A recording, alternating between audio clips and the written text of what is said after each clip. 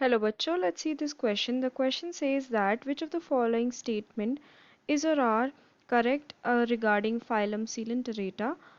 1. They are aquatic, mostly marine, sessile, or free-living, radially symmetrical animals.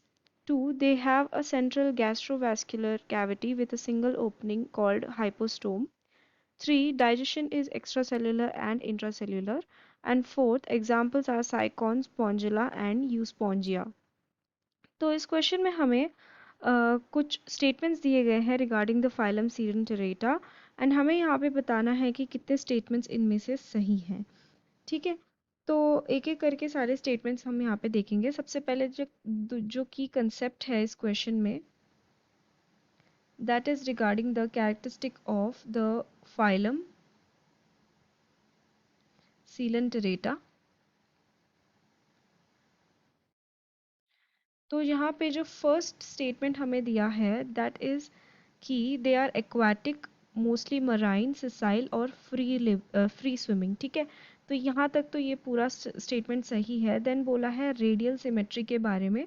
तो radial symmetry का मतलब क्या होता है कि लेट्स सपोज कि this is the body of the organism. तो उस ऑर्गेनिज्म के बॉडी को अगर हम किसी भी प्लेन से किसी भी प्लेन के थ्रू उसे पास करवाएं, passing through the centre of the organisms body, तो वो पर्टिकुलर प्लेन उस ऑर्गेनिज्म के बॉडी को इक्वल हाफ में डिवाइड करेगा। ठीक है, किसी भी प्लेन के थ्रू अगर हम उसे डिवाइड करना चाहें तो so that is called as radial symmetry.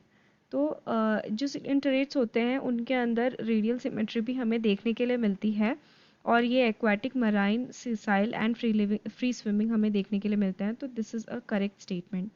Then अगर हम दूसरे स्टेटमेंट में जाएं तो बोला है कि उनके अंदर एक गैस्ट्रोवैस्कुलर कैविटी प्रेजेंट रहती है।